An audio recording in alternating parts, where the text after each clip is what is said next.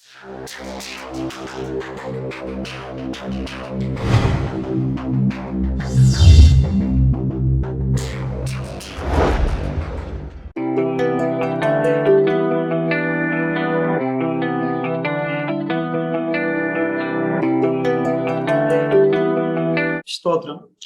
പ്രിയ ജോഷി കഴിഞ്ഞ ദിവസങ്ങളിൽ ഈ കൂട്ടായ്മയെ കുറിച്ച് പറയുവാനായിട്ടിടയായി തീർന്നു.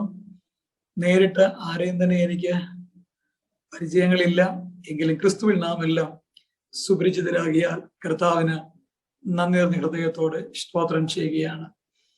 ഇങ്ങനെ അനുഗ്രഹീതമായ ഒരു കൂട്ടായ്മ ക്രിസ്തുവേശുവിലൂടെ ലഭ്യമാക്കപ്പെടുന്നത് ഓർത്ത് കർത്താവിന് മുഴുവൻ മഹത്വവും അർപ്പിക്കുകയാണ്.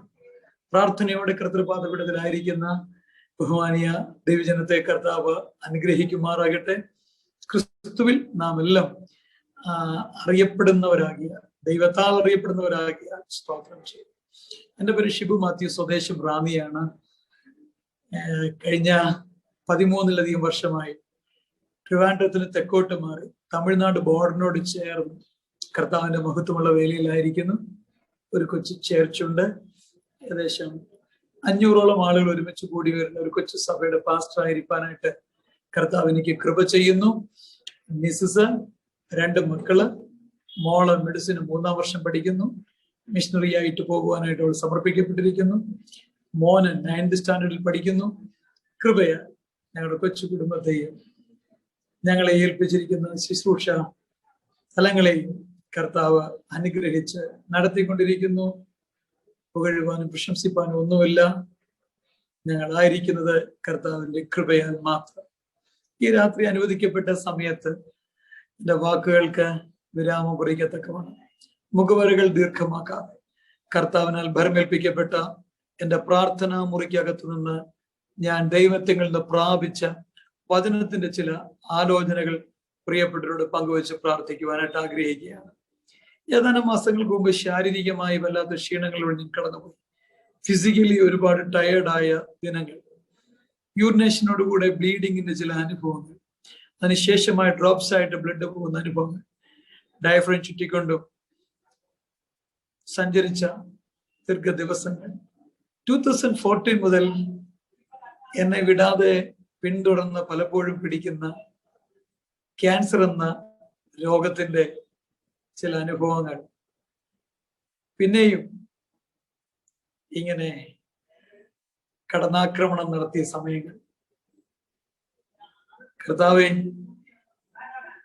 ഇതെന്താ ഇങ്ങനെയൊക്കെ മാറാതെ നിൽക്കുന്നു എന്ന് ദൈവത്തോട് ചോദിക്കുമ്പോൾ കർത്താവിനോട് പറഞ്ഞത്, പ്രാർത്ഥനാ മുറിയിൽ ദൈവം ഇടപെട്ടത്, മോനെ നീ എങ്കിൽ നിന്ന് ചിലത് പ്രാപിക്കണം. പ്രാപിക്കാൻ സാധാരണ പെന്തക്കോസുകാർക്ക് പ്രാപിക്കുക എന്നുള്ള പദം സുപരിചിതമാണ്. ശക്തമായി വാഷ് ബ്ലീഡിങ് ഒക്കെ നടക്കുമ്പോ, പ്രസംഗമൊക്കെ പറഞ്ഞിങ്ങനെ മൂപ്പിച്ചു വരുമ്പോ, ജനമൊക്കെ ശക്തമായി കൈയടിക്കുമ്പോ ദേവദാസന്മാർ പ്രാപിക്കുക പ്രാപിക്കുക പ്രാപിക്കുക.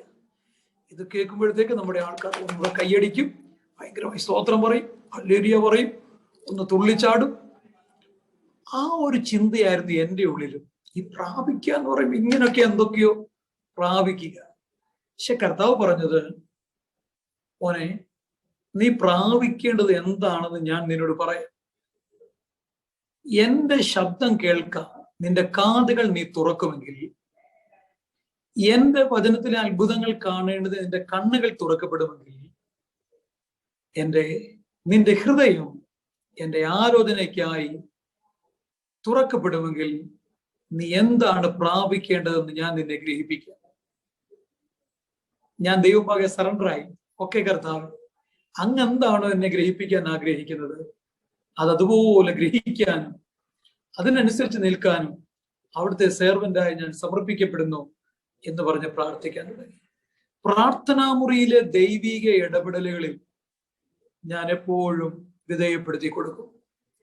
എൻ്റെ ജീവിതത്തിൽ ഞാൻ എന്തെങ്കിലും പ്രാപിക്കുന്നത്, പഠിക്കുന്നത്, സ്വീകരിക്കുന്നത് ഒക്കെ എൻ്റെ പ്രാർത്ഥനാ മുറിക്കകത്ത് അന്ന് കർത്താവ് ഇടപെടാൻ തുടങ്ങി, കർത്താവ് സംസാരിക്കാൻ തുടങ്ങി. എനിക്ക് വളരെ സന്തോഷമായി. കർത്താവിനോട് ഇടപെട്ടു. നീ പ്രാപിക്കേണ്ട ഒന്നാമത്തെ കാര്യം ഞാൻ നിന്നെ ഗ്രഹിപ്പിക്കാനായിട്ട് പോകുക. ഇന്ന് കർത്താവിന് വേണ്ടി നിൽക്കുന്നു എന്ന് പറയുന്ന വലിയ ആൾക്കൂട്ടങ്ങളുണ്ട്. പക്ഷേ സമയാസമയങ്ങളിൽ ദൈവത്തിന് ഇടപെടുവാനും കർത്താവിന് തന്നെ ആലോചന അറിയിക്കാനും ഹിതം നിവർത്തിക്കാനും യെഹെസ്കേലിനെ പോലെയുള്ള ആളുകൾ ഇല്ല എന്നുള്ളത് യാഥാർത്ഥ്യമായ ഒരു കാര്യമാണ്. കർത്താവിന് വേണ്ടി എന്ന് പറയുന്ന ഒരുപാട് ആളുകളുണ്ട്, ഒരുപാട് ആളുകൾ. പക്ഷേ ദൈവത്തിന് തന്നെ ശബ്ദം കേൾപ്പിക്കാനും സമയാസമയങ്ങളിൽ ഇടപെടുവാനും എടുത്ത് പ്രയോജനപ്പെടുത്തുവാനും കഴിയുന്ന യെഹെസ്കേലുമാരില്ല എന്നുള്ളത് ദുഃഖകരമായ ഒരു അനുഭവം. ഇന്ന് രാത്രി എന്നെ കേൾക്കുന്നവരെ, ആൾക്കൂട്ടത്തിൽ ഒരാളായിരിക്കാനല്ല ആഗ്രഹിക്കേണ്ടത്, യെഹെസ്കേലുമാരിൽ ഒരാളാവാൻ നമ്മൾ പ്രാർത്ഥിക്കണം. ദൈവത്തിന്റെ ഹിതത്തിനൊത്തവണ്ണം ദൈവത്തിന് പ്രയോജനപ്പെടുത്തുവാൻ കഴിയുന്ന, ദൈവശബ്ദത്തിനനുസരിച്ച് ചുവടുകൾ വെക്കാൻ കഴിയുന്ന, കാറ്റിനോട് പ്രവചിക്കാൻ പറഞ്ഞാൽ അങ്ങനെ പ്രവചിക്കുന്ന, താഴ്വാരങ്ങളിലേക്ക് നടന്നിറങ്ങാൻ പറയുമ്പോൾ അങ്ങനെ നടന്നിറങ്ങി ചെല്ലുന്ന ബലമുള്ള കാലുകളും അനുസരിക്കുന്ന ഒരു നല്ല മനസ്സും ദൈവപ്രവൃത്തിയെ കേൾക്കുന്ന കാതുകളും കാണുന്ന കണ്ണുകളും പറയുന്ന നാവും നമുക്കുണ്ടെങ്കിൽ നമ്മളിലൂടെ കർത്താവിന് ഈ കാലങ്ങളിൽ പുറത്തു വരുവാൻ കഴിയും. സംശയമില്ലാത്ത കാര്യമാണ്. മനുഷ്യന്റെ കണ്ടുപിടുത്തങ്ങളൊക്കെ ജീവിതത്തിന്റെ അന്ത്യനിരയിലേക്ക് അവനെ കൊണ്ടുവന്ന് എത്തിച്ചുകൊണ്ടിരിക്കുകയാണ്. എന്റെയും നിങ്ങളുടെയും തലമുറയിൽ കർത്താവായ യേശു ക്രിസ്തുവിന്റെ മടങ്ങി വരവ് സംഭവിക്കുമെന്നുള്ളത് ഈ എളിയവന്റെ വചനപഠനത്തിലൂടെ ബോധ്യമായ ഒരു കാര്യമാണ്. നമ്മളിൽ പലർക്കും സ്വാഭാവിക മരണം സംഭവിക്കും മുമ്പ് യേശു കർത്താവിന്റെ വരവ് സംഭവിച്ചിരിക്കും. കല്ലറകൾ കൊണ്ട് അവസാനിക്കാത്തതും മരണം കൊണ്ട് തീരാത്തതുമായ ഒരു പ്രത്യാശ കർത്താവ് നമ്മുടെ ഉള്ളിൽ തന്നിട്ടുണ്ട്. ബൈബിൾ പഠിപ്പിക്കുന്ന ഏറ്റവും രണ്ട് പ്രത്യാശാ വിഷയങ്ങൾ: ഒന്ന് പുനരുത്ഥാനം, രണ്ട് രൂപാന്തരം. ഒന്നുകിൽ പുനരുത്ഥാനം അല്ലെങ്കിൽ രൂപാന്തരം. ഇതിൽ രണ്ടിൽ ഏതെങ്കിലും ഒന്ന് പ്രാപിക്കാൻ കഴിയുന്നില്ല എങ്കിൽ നമ്മൾ വിശുദ്ധ ബൈബിൾ ചുമക്കുന്നത് കൊണ്ട് യാതൊരു അർത്ഥവുമില്ല. ഇതെടുത്തത് കൊണ്ട് ഒരു പ്രയോജനവുമില്ല. കർത്താവിന്റെ വരവിന് മുമ്പ് നമ്മൾ കല്ലറയ്ക്കകത്തായി പോയാൽ പുനരുത്ഥാനം, കർത്താവിന്റെ വരവെങ്കിൽ നമ്മൾ ജീവനോടെ ഇരിക്കുന്നു, നമ്മുടെ തലമുറയിൽ കർത്താവ് വരുന്നു, നമുക്ക് രൂപാന്തരം. ഇതിൽ രണ്ടിൽ ഏതെങ്കിലും ഒന്ന് ലഭിക്കാതെ കർത്താവിന്റെ കൂടെ വാഴുവാൻ നമുക്ക് കഴിയുകയില്ല. നിത്യത എന്നുള്ള പരമപ്രധാനമായ പ്രത്യാശാ വിഷയത്തെ കൈവിടാതെ ഈ ലോകം കൊണ്ട് അവസാനിക്കുന്ന ചിലതിന്റെ പിന്നാലെ ഓടി ആത്മീയതയെ നഷ്ടമാക്കി കളയുന്നവരുടെ ഗണത്തിൽ നമ്മൾ പെടില്ല. ഇവിടെ നമുക്ക് വാഹനം വേണം, പാർക്കാൻ വീട് വേണം, കഴിക്കാൻ ആഹാരം വേണം, ധരിക്കാൻ വസ്ത്രം വേണം, കറങ്ങുന്ന ഫാനിനും വർക്ക് ചെയ്യുന്ന AC-ക്കും കത്തുന്ന ബൾബിനും ഒക്കെ നമ്മൾ ബിൽ പേ ചെയ്യണം. നമ്മുടെ കുഞ്ഞുങ്ങളെ പഠിപ്പിക്കണം, ഫീസ് വേണം. കുഞ്ഞുങ്ങളെ വിവാഹം കഴിപ്പിക്കണം, കാശ് വേണം. നമുക്ക് ഈ ഭൂമിയിൽ ജീവിക്കുമ്പോൾ ഒട്ടനവധി സംവിധാനങ്ങൾ ആവശ്യമാണ്. കർത്താവിന്റെ വരവ് വരെ ഇതെല്ലാം ചെയ്തും എടുത്തും പോയിക്കൊണ്ടേയിരിക്കണം. പക്ഷെ ഒന്നറിയണം, ഫീസ് കൊടുക്കാൻ വേണ്ടിയുള്ളതല്ല നമ്മുടെ ജീവിതം, കാറ് മേടിക്കാൻ വേണ്ടിയുള്ളതല്ല നമ്മുടെ ജീവിതം, ജോലി ചെയ്യാൻ വേണ്ടിയുള്ളതല്ല നമ്മുടെ ജീവിതം, വീട് വെക്കാൻ വേണ്ടിയുള്ളതല്ല നമ്മുടെ ജീവിതം. ഇവിടെ അതെല്ലാം നമുക്ക് വേണം. ഇതെല്ലാം ചെയ്തുകൊണ്ടിരിക്കുമ്പോൾ, ഇതിനു വേണ്ടിയൊക്കെ അത്യധ്വാനം ചെയ്തുകൊണ്ടിരിക്കുമ്പോൾ നമ്മൾ മറന്നു കളയുവാൻ പാടില്ലാത്ത, തിരസ്കരിക്കുവാൻ തമസ്കരിക്കുവാൻ പാടില്ലാത്ത ഒരു വലിയ സത്യം: എനിക്ക് വേണ്ടി ഒരുക്കപ്പെടുന്ന ഒരു രാജ്യമുണ്ടെന്ന് വീണ്ടെടുക്കപ്പെട്ട ഓരോ ദൈവ പൈതലും ഓരോ നിമിഷവും ഉറച്ചുകൊള്ളണം. അതിൽ നമ്മൾ ധൈര്യപ്പെട്ട് മുൻപോട്ട് പോയിക്കൊള്ളണം. Praise God. എന്റെ ജീവിതത്തിന്റെ അനുഭവമാണ് പറയുന്നത്, ക്രിസ്തുവിൽ നിന്ന് പ്രാപിച്ച കാര്യങ്ങളാണ് പറയുന്നത്. പ്രതിസന്ധികളെയൊക്കെ ഓവർകം ചെയ്യാൻ, സാഹചര്യങ്ങളെ, സിറ്റുവേഷനെ അതിജീവിക്കുവാൻ എന്നെ പ്രാപ്തമാക്കുന്ന വചനചിന്തകളാണ് എന്റെ പ്രിയരോട് പങ്കുവയ്ക്കുവാൻ തുടങ്ങുന്നത്. കർത്താവിനോട് ഒന്നാമതായി പറഞ്ഞത്, മോനെ നീ ചിലത് പ്രാപിക്കണം. ഞാൻ ദൈവത്തോട് ചോദിച്ചു, കർത്താവ് ഞാൻ എന്താണ് പ്രാപിക്കേണ്ടത്? ഞാൻ 24 വർഷമാകും, വരുന്ന ഫെബ്രുവരി ആകുമ്പോൾ കർത്താവിന്റെ വേലയിലായി. ഞാനും പലപ്പോഴും ആരാധനയിലും സഭാ ശുശ്രൂഷയും മീറ്റിംഗ് ഒക്കെ ലീഡ് ചെയ്യുമ്പോൾ പറഞ്ഞിട്ടുണ്ട്, പ്രാപിക്കുക പ്രാപിക്കുക പ്രാപിക്കുക ഞാനും പറഞ്ഞിട്ടുണ്ട്. പക്ഷെ ഒറ്റ വിശ്വാസി പോലും എന്നോട് ഇന്ന് വരെ വന്ന് ചോദിച്ചിട്ടില്ല, പാസ്റ്റർ ഞങ്ങൾ എന്താണ് പ്രാപിക്കേണ്ടതെന്ന്. ഞാനും ചോദിച്ചിട്ടില്ല എന്താണ് പ്രാപിക്കേണ്ടതെന്ന് ആരോട്. ഹല്ലേലൂയ. എന്നാൽ പ്രാർത്ഥനാ മുറിയിൽ ദൈവം ഇടപെട്ടു എന്താണ് പ്രാപിക്കേണ്ടത്. എബ്രായ ലേഖനം 4-ാം അധ്യായം 16-ാം വാക്യം 1-ാമത്തെ കാര്യം, എന്ത് പ്രാപിക്കണം? ദൈവം പറഞ്ഞു കൃപ പ്രാപിക്കണം, കൃപ പ്രാപിക്കണം.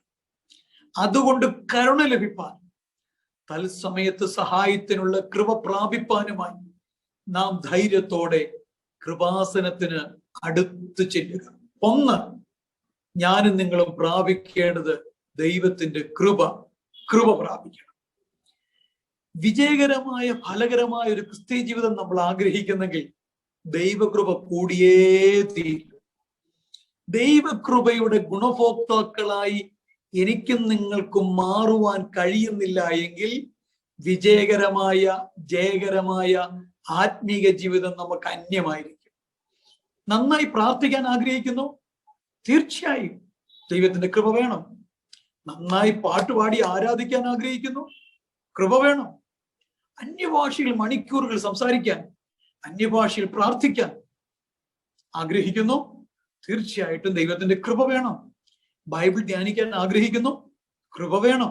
ഒരു നല്ല ഹസ്ബൻഡ് ആകാൻ, ഒരു നല്ല വൈഫാവാൻ, ഒരു നല്ല ശുശ്രൂഷകനാകാൻ, നമ്മുടെ ജീവിതത്തിൽ ഏതൊക്കെ മേഖലയിൽ വ്യക്തിമുദ്ര പതിപ്പിക്കുന്നു ആ മേഖലകളിലൊക്കെ നമ്മൾ ജയാളികളായി മാറാൻ ദൈവത്തിന്റെ കൃപ നമുക്ക് കൂടിയേ തീരൂ.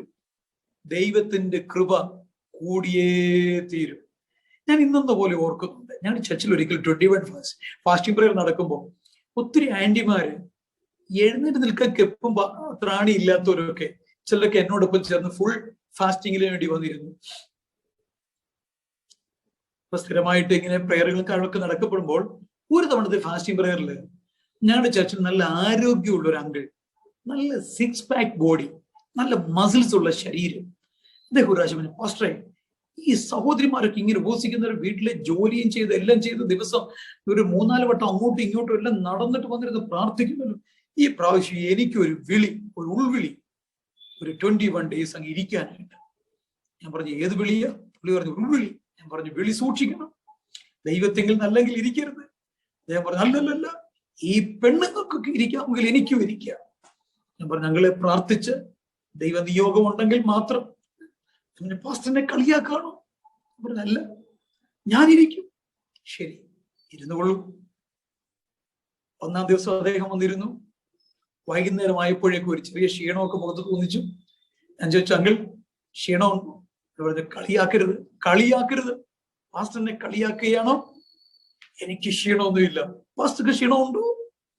ഞാൻ പറഞ്ഞു ആഹാരം കഴിക്കാതെ അങ്ങോട്ട് ഇരിക്കാൻ തുടങ്ങിയതല്ലേ, എനിക്ക് ചെറിയ ക്ഷീണമൊക്കെ ഉണ്ട്. ആഹാരം കഴിക്കാത്തതിന് ക്ഷീണമുണ്ട്, എങ്കിലും ദൈവം തരുന്നൊരു ബലമുണ്ട്. എന്നാൽ എനിക്ക് ക്ഷീണമില്ല.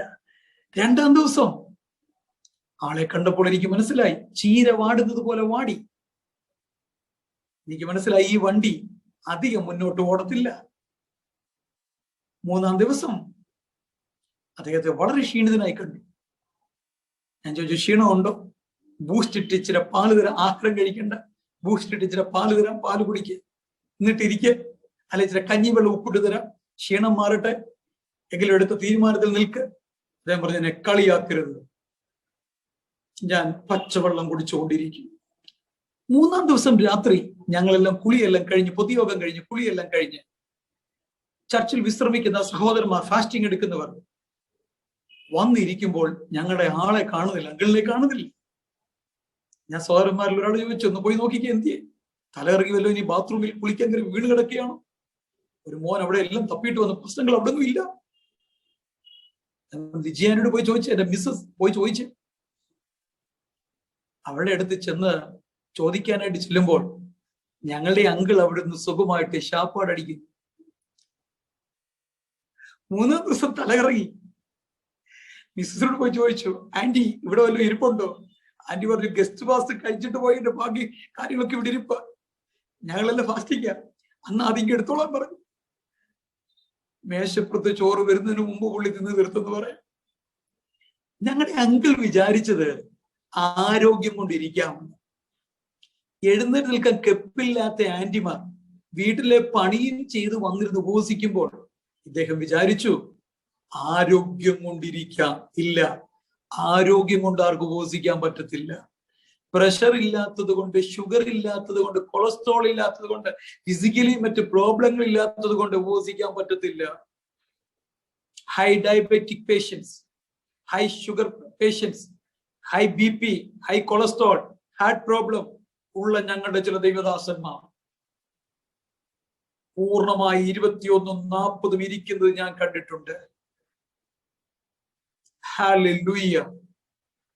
കായബലം കൊണ്ട് നേടേണ്ട ഒന്നല്ല, ക്രിസ്തീയ ജീവിതത്തിന്റെ വിജയത്തിന്റെ മാധുരിമ ദൈവകൃപ കൊണ്ട് പ്രാപിക്കേണ്ടതാണ്.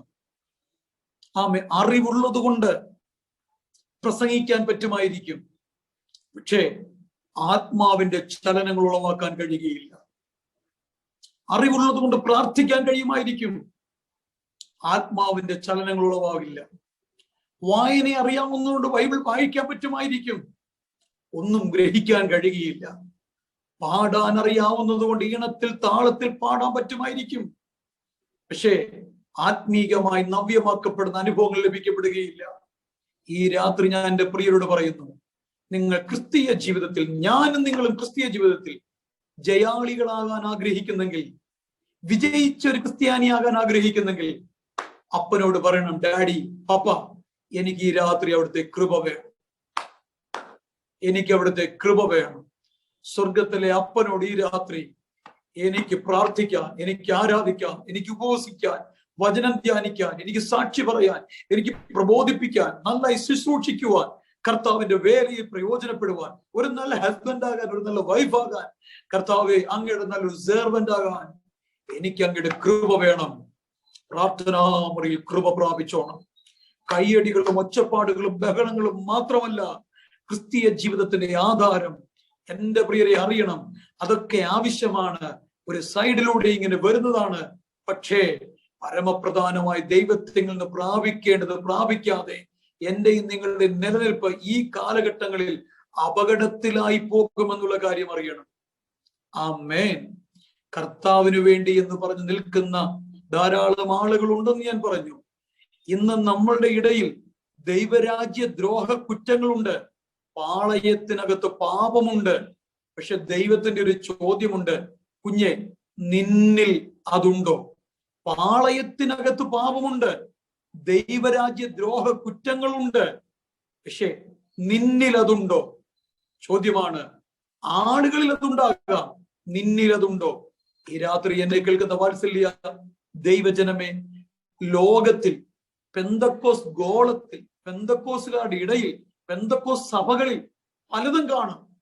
എന്നാൽ കർത്താവ് ഈ രാത്രി നമ്മോട് ചോദിക്കുന്നത്, പലരിലും പലതിലും കാണുന്നത് കുഞ്ഞെ നിന്നിലുണ്ടോ?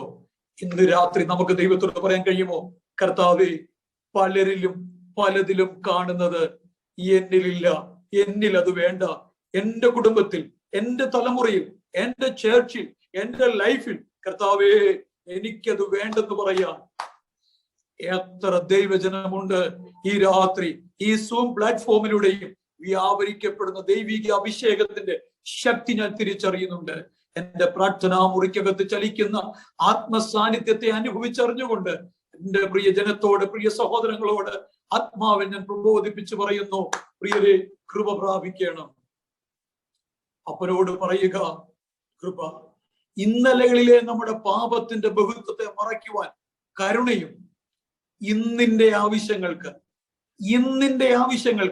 അത് ആത്മീയ ആവശ്യങ്ങളാകട്ടെ, ഭൗതിക ആവശ്യങ്ങളാകട്ടെ, ശാരീരിക സൗഖ്യങ്ങളുടെ വിടുതലുകളും നിവർത്തികളും നിറവേറ്റലുകളുമാകട്ടെ, അതിനെനിക്ക് നിങ്ങൾക്കും ആവശ്യം കൃപയാണ്.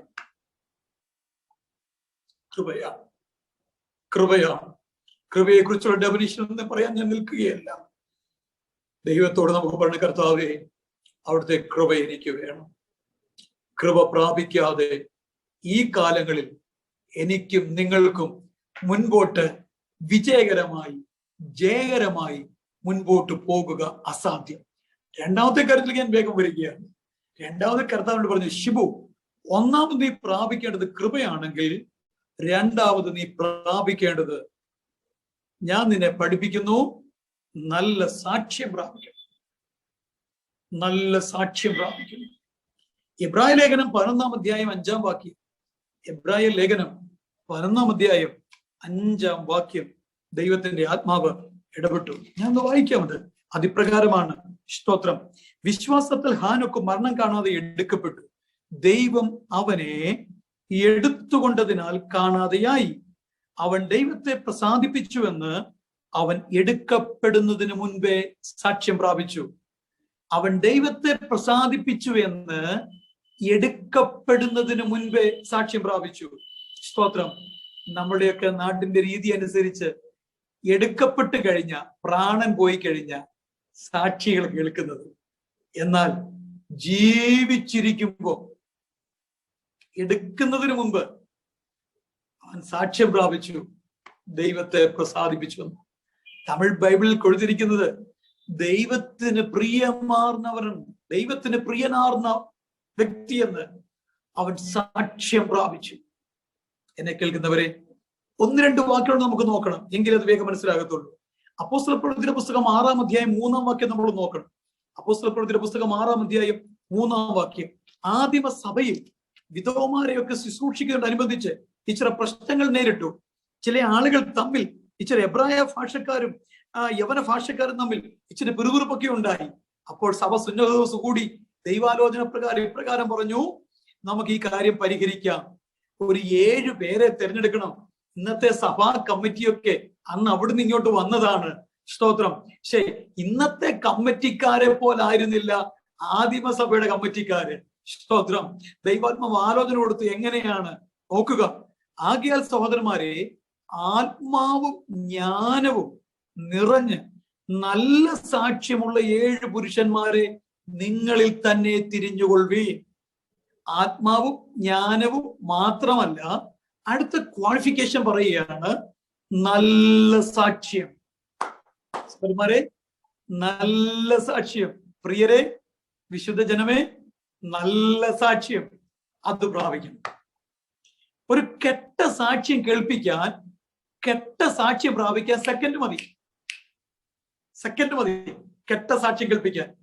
പക്ഷേ ഒരു നല്ല സാക്ഷ്യം പ്രാപിക്കാൻ ഒരു ആയുസ് മുഴുവൻ വേണം, ഒരു ജീവിതം മുഴുവൻ വേണം. ആമേൻ.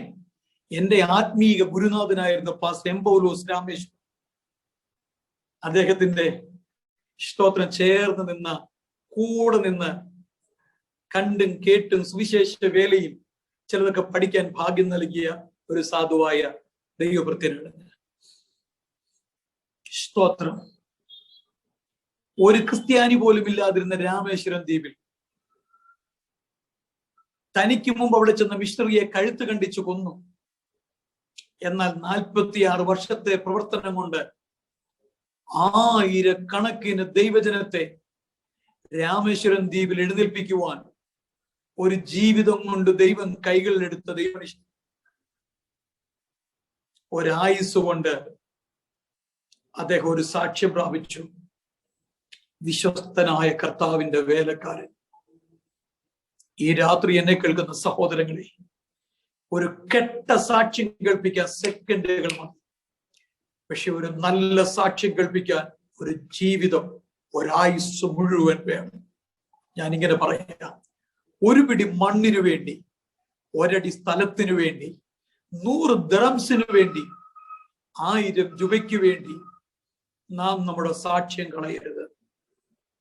Hallelujah, hallelujah. 4 ചുവരുകൾക്കകത്ത് നമ്മൾ സാക്ഷ്യം പറയും. അതാണോ സാക്ഷ്യം? ദൈവം നമുക്ക് വല്ലഭനായിരുന്നു, നല്ലവനായിരുന്നു പറയും. അതാണോ സാക്ഷ്യം? അതൊക്കെ ഉപകാരങ്ങൾ നമ്മൾ പറയുകയാണ്. ഇന്നൊരു ബഹുമാനപ്പെട്ട ദൈവവചനം പറഞ്ഞതുപോലെ ചെയ്ത ഉപകാരങ്ങളെ നമ്മൾ നന്ദിയോടെ സ്മരിക്കുകയാണ്. യഥാർത്ഥ സാക്ഷ്യം നമ്മളെ കുറിച്ച് പറയേണ്ടത് പുറം ലോകമാണ്. ബൈബിളിനുള്ള തെളിവുകൾ നമ്മൾ നിരത്താൻ പോകുകയാണ്. ഇന്ന് രാത്രി പരിശുദ്ധാത്മാവ് പ്രാർത്ഥനാ മുറിയിൽ എനിക്ക് ഇങ്ങനെയാണ് വചനം സംസാരിപ്പാൻ ഒരു നിയോഗം തരുന്നത്. ഹല്ലേലൂയ. എത്ര പേർക്ക് ഇത് അനുഗ്രഹമാകുമെന്ന് എനിക്കറിയില്ല. കർത്താവിനോട് പറയാൻ പറഞ്ഞു, ഞാൻ പറയുന്നു. റിസൾട്ട് ഓറിയന്റഡ് ആയിട്ടുള്ള മെസ്സേജ് അല്ല ഞാൻ പ്രതീക്ഷിക്കുന്നത്. സർവീസ് ഓറിയന്റഡ് ആയിട്ടുള്ള ചില ആളുകൾ വചന സന്ദേശങ്ങളോട് എഴുന്നേൽക്കണമെന്ന് ദൈവം ആഗ്രഹിക്കുന്ന പോലെ കർത്തൃവേലക്കാരനായി ഞാനും ആഗ്രഹിക്കുകയാണ്. ആമേൻ. എന്റെ പ്രിയപ്പെട്ടവരെ, ദാനങ്ങൾക്ക് വേണ്ടിയല്ല സർവശക്തനായ ദൈവത്തെ നമ്മൾ പിൻപറ്റുന്നത്. ദാനങ്ങളെക്കാൾ വലിയൊരു ദാതാവ് നമുക്കൊരുക്കുന്ന നിത്യമായ ഒരു അവകാശമുണ്ടെന്ന് സങ്കീർത്തനം പ്രബോധിപ്പിച്ച വാത്സല്യ ദൈവദാസൻ പറഞ്ഞതുപോലെ തന്നെ ഈ രാത്രി ഞാനും വിളിച്ചു പറയുകയാ, നമ്മുടെ പരമപ്രധാനമായ മോട്ടീവ് നിത്യത എന്നുള്ളതായിരിക്കട്ടെ. പണ്ട് കാലത്തെ പ്രായമുള്ള അപ്പച്ചന്മാരുടെ സന്ദേശം മാനസാന്തരം, വിശുദ്ധി, സ്വർഗരാജ്യം. ഇതിൽ ബേസ് ചെയ്തുള്ളതാണ് സകല പ്രസംഗങ്ങളും. മാനസാന്തരം, വിശുദ്ധി, സ്വർഗരാജ്യം, കർത്താവിന്റെ വരവ്. അതിനപ്പുറത്തൊന്നില്ല. ഇന്ന് പുതിയ പുതിയ വാക്കുകളും മർമ്മങ്ങളും കേൾക്കുവാനായിട്ട് നമ്മൾ ഓടി നടക്കുമ്പോൾ ഒരു കാര്യം ഓർക്കണം. സോദോമിനെ പോലും വെല്ലുന്ന പാപത്തിന്റെ കരാളഹസ്തങ്ങൾ ആത്മമണ്ഡലത്തെ അമർത്തിപ്പിടിച്ചിരിക്കുന്ന ഒരു കാലഘട്ടത്തിലാണ് നമ്മൾ ജീവിക്കുന്നത്. ഞാൻ എന്റെ പ്രിയരോട് ഈ രാത്രി വിളിച്ചു പറയുന്നത്, പാപത്തിന്റെ ബന്ധനങ്ങൾക്കും ശാപത്തിന്റെ കെട്ടുകൾക്കും പിടിച്ചു മുറുക്കുവാൻ കഴിയാത്ത, പിടിച്ചൊതുക്കുവാൻ കഴിയാത്ത ജയാളികളായ ആത്മീയ അനുഭവത്തിന്റെ ഉടമസ്ഥരായി നമ്മൾ മാറണം. ഈ കാലഘട്ടങ്ങളിൽ നമ്മൾ വലിയ പ്രസംഗകരല്ലായിരിക്കാം. ഫ്ലെക്സിലും യൂട്യൂബിലും ഫേസ്ബുക്കിലും സോഷ്യൽ മീഡിയകളിലും ദൃശ്യമാധ്യമങ്ങളിലും നമ്മൾ അറിയപ്പെടുന്നവരായിരിക്കില്ല. ലോകം ഒരു വശം നമ്മെ അറിഞ്ഞെന്നിരിക്കില്ല. പക്ഷെ ഒന്ന്, സ്വർഗം നമ്മെ അറിയണം, ദൈവം നമ്മെ അറിയണം. നല്ല സാക്ഷ്യം. സാക്ഷ്യം പറയുന്നത് മൂവറുണ്ടെന്നാണ് യോഹന്നാന്റെ ലേഖനം പറയുന്നത്. ആത്മാവ്, ജലം, രക്തം. ആത്മാവിന്റെ സാക്ഷ്യം സത്യം തന്നെ വചനം പഠിപ്പിക്കുകയാണ്. ഞാൻ അതിലേക്കൊന്നും പോകുന്നില്ല. എന്നാൽ പ്രധാനമായ ചില കാര്യങ്ങളിലേക്ക് എക്സാമ്പിൾ ബൈബിളിൽ കാണിക്കാം. ആരാണ് സാക്ഷ്യം പറയേണ്ടത്? 2 രാജകുമാരുടെ പുസ്തകം 4-ാം അധ്യായത്തിന്റെ 8 മുതൽ 10 വരെ നിങ്ങൾ പിന്നീട് വായിക്കേണ്ടത്. ഹോംവർക്ക് പോലെ കിടക്കട്ടെ. ഒരു സ്ത്രീ, ഒരു ലേഡി, ഒരു പുരുഷനെ കുറിച്ച് പറയുകയാണ്. ഫാമിലി കൗൺസിലിങ്ങിനൊക്കെ ഞാൻ മെസ്സേജ് കൊടുക്കുമ്പോൾ ഞാൻ എടുത്തു പറയുന്ന ഒരു ഫാമിലിയാണ് ശൂന്യകാരത്തിലെ ഫാമിലി. ഹസ്ബൻഡിന് വൈഫിനെ അറിയാം, വൈഫിന് ഹസ്ബൻഡിനെ അറിയാം. പരസ്പരം തിരിച്ചറിയാവുന്ന ഒരു കുടുംബം. ആ ലേഡി ഒരിക്കൽ തന്നെ ഹസ്ബൻഡിനോട് പറഞ്ഞു, നമ്മുടെ വഴിയായി കൂടെ കൂടെ പോകുന്ന മനുഷ്യൻ, പുരുഷൻ, ഇത്രയും കേട്ടാ മതി. ഇന്നത്തെ ചേട്ടന്മാരായിരുന്നല്ല, അച്ചായന്മാരായിരുന്നെ പറഞ്ഞ, എടി നിന്നെ എനിക്ക് പണ്ടേ സംശയമുണ്ട്, കണ്ടവന്മാരെ നോക്കുക, നിന്റെ ശീലമല്ലേ, വെളിയിലോട്ട് ഇറങ്ങുമ്പോ അല്ലെ ഞാൻ ഇവിടുന്ന് പോയി കഴിയുമ്പോ കണ്ടവന്മാരെ നോക്കിയിരിക്കുക നിന്റെ രീതിയല്ലേ. തിരിച്ചു ലേഡി പറഞ്ഞാൽ പുരുഷൻ ചോദിക്കും, ഞാൻ ഇവിടെ നിന്ന് ഇറങ്ങുമ്പോ സ്ത്രീ പറഞ്ഞാൽ പുരുഷനും, പുരുഷൻ പറഞ്ഞാൽ സ്ത്രീയും തിരിച്ചും മറിച്ചും ഇട്ടുരുട്ടും. എന്നാൽ ശൂന്യകാരത്തി പറഞ്ഞപ്പോൾ ഭർത്താവ് ചോദിച്ചില്ല, വഴിയെ പോകുന്നവന്മാരെ നോക്കി നിൽക്കുകയാണോടി, വഴിയെ പോകുന്നവളുമാരെ നോക്കി നിൽക്കുവാണോ? ചോദിച്ചില്ല. വിശുദ്ധനായ ഒരു ദൈവപുരുഷൻ. വാക്കുകൾ ശ്രദ്ധിച്ചോ. നമ്മുടെ വഴിയായി കൂടെ കൂടെ പോകുന്ന പുരുഷൻ, മനുഷ്യൻ, വിശുദ്ധനായ ഒരു ദൈവപുരുഷൻ എന്ന് ഞാൻ കാണും. അത് പറഞ്ഞു നിർത്തുക മാത്രമല്ല, നമ്മൾ ഇവിടെ വിശ്രമിക്കാൻ ഒരു മുറി പണിയണം, ഒരു കട്ടിലും മേശയും കസേരയൊക്കെ അതിനകത്ത് ഉണ്ടാക്കിയിടണം. ആ സ്ത്രീ പറഞ്ഞതുപോലെ പുരുഷൻ ചെയ്തു കൊടുത്തു. തന്റെ ഭാര്യയെ ആ മനുഷ്യൻ നന്നായി അറിയാം. ഇന്നത്തെ കാലത്ത് വിശ്വസിച്ചൊന്നിനും വീട്ടിൽ കയറ്റാൻ കൊള്ളത്തില്ല. സത്യം ഞാൻ മറക്കുന്നില്ല. ഏതാനും കുറെ നാളുകൾക്ക് മുൻപ്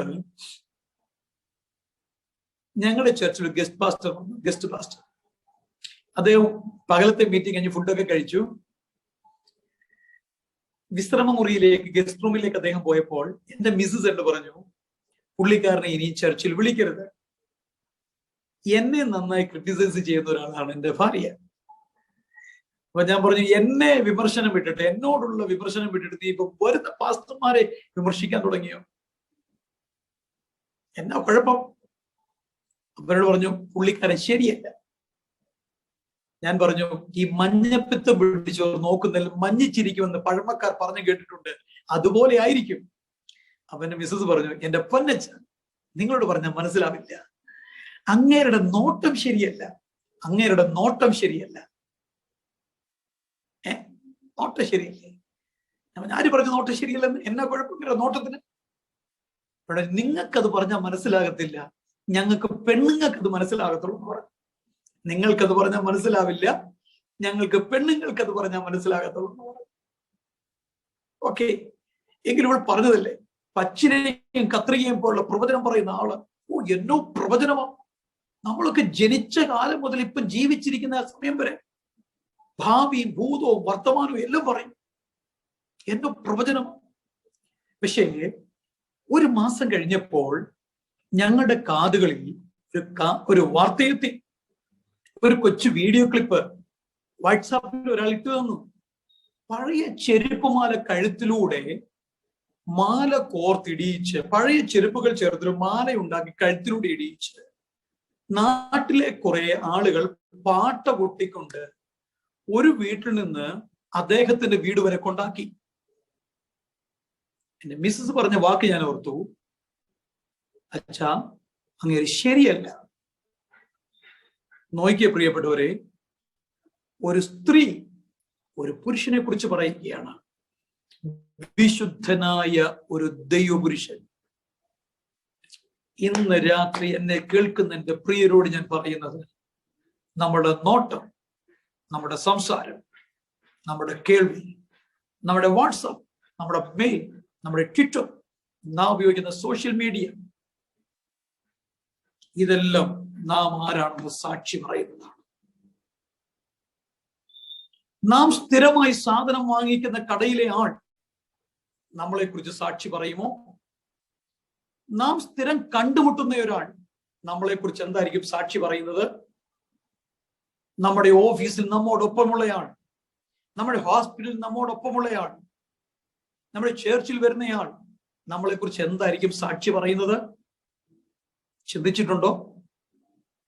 ജീവിച്ചിരിക്കുമ്പോൾ നല്ല സാക്ഷ്യം പ്രാപിക്കണം. ഞാൻ ഇങ്ങനെ പറയാറുണ്ട്, പാസ്റ്റർമാർ പലരും സ്വർഗത്തിൽ പോവില്ല.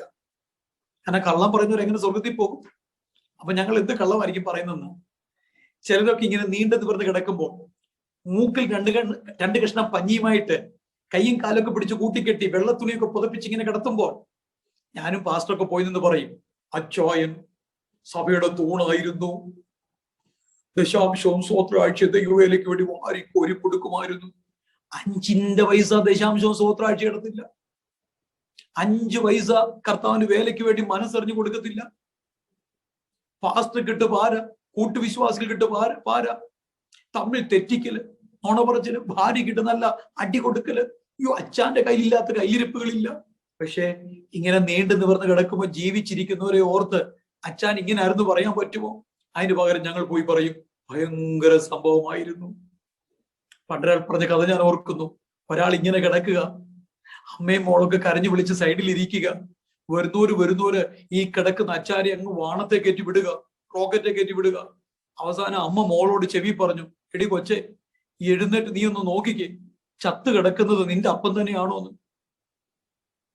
നീ ഒന്ന് എഴുന്നേറ്റ് നോക്കിക്കേ, ചത്ത് കിടക്കുന്നത് നിന്റെ അപ്പം തന്നെയാണോ എന്ന്. എന്നെ കേൾക്കുന്ന പ്രിയപ്പെട്ടവരെ, നല്ല സാക്ഷ്യം, നല്ല സാക്ഷ്യം. ഈ കാലങ്ങളിൽ വേണ്ടിയത് ഇളക്കിപ്പെരുപ്പഴങ്ങളും ബഹളങ്ങളുമല്ല. കർത്താവിന്റെ സഭയ്ക്ക് ആവശ്യം, കർത്താവിന് ആവശ്യം, സ്വർഗരാജ്യത്തിന് ആവശ്യം, ദൈവരാജ്യത്തിന് ആവശ്യം നല്ല സാക്ഷ്യമുള്ളവരെയാണ്. ദൈവസഭകൾക്ക് ആവശ്യം നല്ല സാക്ഷ്യമുള്ളവരെയാണ്. നല്ല സാക്ഷ്യം പ്രാപിക്കണം. ഈ രാത്രി ദൈവത്തോട് പ്രാർത്ഥിക്കാൻ തയ്യാറാണ്. അപ്പ എന്റെ ജീവിതം കൊണ്ട് എനിക്കൊരു നല്ല സാക്ഷ്യം പ്രാപിക്കണമെന്ന് പറയാൻ നമ്മൾ സുവിശേഷം പറയാതെ, ലഘുലേഖ കൊടുക്കാതെ, ട്രാക്ക് ഡിസ്ട്രിബ്യൂഷൻ നടത്താതെ ആളുകൾ യേശുവിനെ അറിയും. ഞാൻ വെള്ളയും ഇട്ടുകൊണ്ട് നടന്നിട്ടല്ല ഒരു പാസ്റ്ററാണ് അറിയിക്കേണ്ടത്. എന്റെ ജീവിതം വിളിച്ചറിയിക്കപ്പെടണം. ഞാനൊരു ശുശ്രൂഷകനാണ്, ഞാനൊരു പാസ്റ്ററാണ്. ആമേൻ. ശൂന്യകാരത്തിന്റെ സാക്ഷ്യം എലീശയെ കുറിച്ച് വിശുദ്ധനായ ദൈവപുരുഷൻ. ഹല്ലേലൂയ, ഹല്ലേലൂയ, ഹല്ലേലൂയ. റകമന ഹദുന റബലയ അക്ഷരേനി ഹദർ കമനി ആരഗക്ഷരേരക തുദാരിയൽ കമനി ഹൗറബന വോഷഖേര ബദലകൾ കമനി ആരക. പാശശിബുവിന്റെ ക്യാൻസർ സൗഖ്യമായിട്ട് എനിക്ക് നിത്യത പ്രാപിക്കാൻ കഴിഞ്ഞില്ലെങ്കിൽ എനിക്കിവിടെ ലഭിച്ച സൗഖ്യം കൊണ്ട് എന്ത് പ്രയോജനം? എന്റെ രോഗസൗഖ്യത്തെക്കാൾ വലുതാണ്, എനിക്ക് ലഭിക്കപ്പെടുന്ന രോഗസൗഖ്യത്തെക്കാൾ വലുതാണ് ഞാൻ പ്രാപിക്കുന്ന നല്ല സാക്ഷ്യം. ഈ രാത്രി എത്ര പേർ ആഗ്രഹിക്കുന്നു, അപ്പാ എന്റെ ജീവിതം കൊണ്ട് എനിക്കൊരു നല്ല സാക്ഷ്യം, അതുകൊണ്ടുള്ള ഗുണം. നമ്മൾ ആ അധ്യായങ്ങൾ പിന്നീട് വായിക്കുന്നുണ്ട്, അവിടേക്ക് ഞാൻ വരുന്നില്ല. രണ്ടാമത് പറയുക, 2 രാജാ 4:1 വായിച്ചോണം. പിന്നീട് ഒരു സ്ത്രീ വന്ന് പറയുക, എന്റെ ഭർത്താവ് അങ്ങയുടെ ദാസൻ ഒരു യഹോവ ഭക്തനായിരുന്നു. എന്റെ ഭർത്താവും അങ്ങയുടെ ദാസനുമായ മനുഷ്യൻ യഹോവ ഭക്തനായിരുന്നു. എന്റെ കുഞ്ഞുങ്ങളെ ഇപ്പോൾ കടക്കാർ പിടിച്ചുകൊണ്ട് പോകാൻ തുടങ്ങുന്നു. ആ സ്ത്രീക്ക് പറയാനൊരു സാക്ഷ്യമുണ്ട്, ഭാര്യയ്ക്ക് ഭർത്താവിനെ കുറിച്ചൊരു സാക്ഷ്യമുണ്ട്. എന്റെ ആൾ, എന്റെ പുരുഷൻ ഒരു യഹോവ ഭക്തനായിരുന്നു. ഇന്ന് രാത്രി എന്നെ കേൾക്കുന്ന പ്രിയരെ, ഭർത്താവിന് ഭാര്യയെ കുറിച്ചും ഭാര്യയ്ക്ക് ഭർത്താവിനെ കുറിച്ചും മക്കൾക്ക് മാതാപിതാക്കളെ കുറിച്ചും മാതാപിതാക്കൾക്ക് മക്കളെ കുറിച്ചും ഒരു നല്ല സാക്ഷ്യം.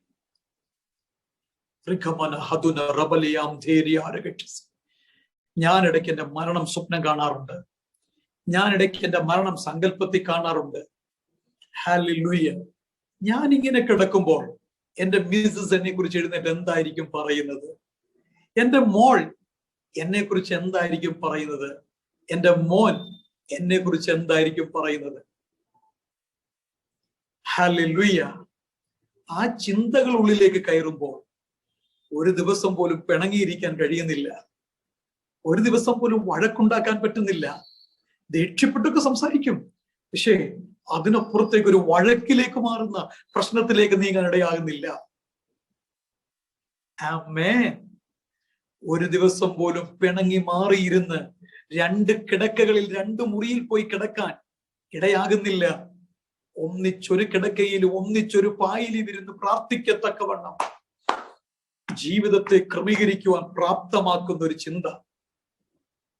നിസ്സാര കാര്യങ്ങൾക്ക് പോലും നാം പൊട്ടിത്തെറിക്കുമ്പോൾ ഈ രാത്രി പരിശുദ്ധാത്മാവ് നമ്മുടെ ജീവിതത്തിലേക്ക് വിരൽ ചൂണ്ടുകയാണ്. ഞാനും നിങ്ങളും നൈമിഷികരാണ്. ഈ ലോകത്തിൽ സകലതിനും ഗ്യാരണ്ടി വാറണ്ടി ഉണ്ട്. എന്നാൽ അകത്തേക്ക് എടുക്കുന്ന ശ്വാസം പുറത്തേക്ക് വിടുവാൻ കഴിയുന്നില്ലെങ്കിൽ, പുറത്തേക്ക് വിട്ടത് അകത്തേക്ക് എടുക്കാൻ കഴിയുന്നില്ലെങ്കിൽ, നാട്ടുകാർ എനിക്കും നിങ്ങൾക്കും വിളിക്കുന്ന പേര് ശവമെന്നാണ്. രാത്രി എന്നെ കേൾക്കുന്ന എന്റെ പ്രിയ സഹോദരങ്ങളെ, നമ്മുടെ കുടുംബങ്ങൾ നമ്മളെ കുറിച്ചൊരു നല്ല സാക്ഷ്യം പറയട്ടെ. നമ്മുടെ മിസ്സസ്, നമ്മുടെ ഹസ്ബൻഡ്, നമ്മുടെ മക്കൾ, നമുക്കുള്ളവർ.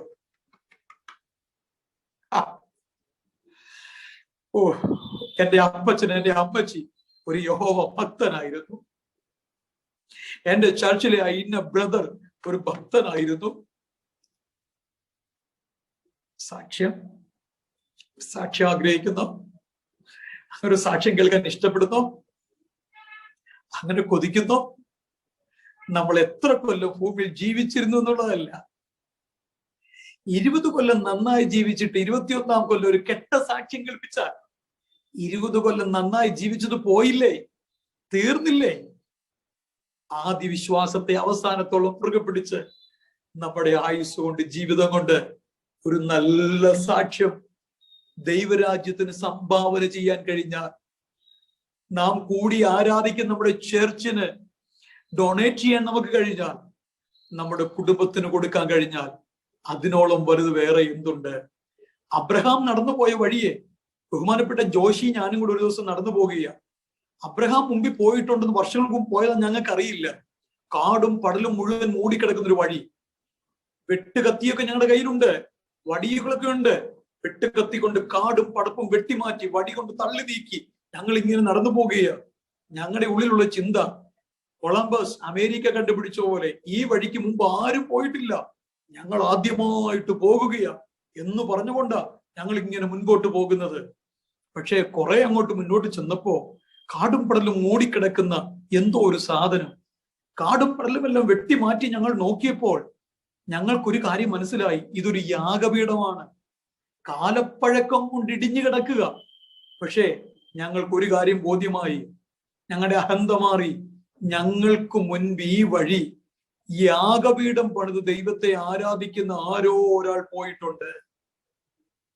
കാലപ്പഴക്കത്തിന്റെ അജീർണതകൾ ബാധിച്ച് ഇടിഞ്ഞു കിടക്കുകയാണെങ്കിലും അബ്രഹാം ആണോ ഏലിയാവാണോ ആരാ പോയെന്നറിയില്ല. പക്ഷെ ഒന്നറിയാം, യാഗപീഠം പണിത് ദൈവത്തെ ആരാധിക്കുന്ന ഒരു ഭക്തൻ ഞങ്ങൾക്ക് മുൻപായി ഈ വഴി പോയിരുന്നു.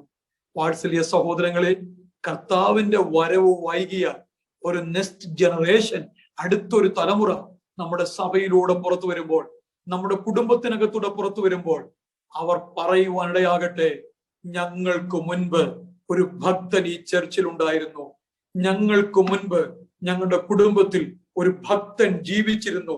ചിലർ പറയുന്നത് കേട്ടിട്ടില്ലേ, എന്റെ അപ്പച്ചൻ എന്റെ അപ്പച്ചി ഒരു യഹോവ ഭക്തനായിരുന്നു. എന്റെ പ്രിയരെ, അതിനേക്കാളൊക്കെ വലിയ സാക്ഷ്യം വേറെ എന്താ? തലമുറകൾക്ക് വെച്ചിട്ട് പോകാൻ പറ്റുന്ന ഏറ്റവും വലിയ ഡിപ്പോസിറ്റ് നമ്മുടെ സ്ഥാവര ജംഗമ വസ്തുക്കളല്ല, ഏറ്റവും വലിയ ഡിപ്പോസിറ്റ് ഈ സാക്ഷ്യമാണ്. അപ്പച്ചൻ, അപ്പൻ, അമ്മ, അമ്മച്ചി ഒരു ഭക്തയായിരുന്നു. അതിന്റെ അനുഗ്രഹം തലമുറയ്ക്കുണ്ട്.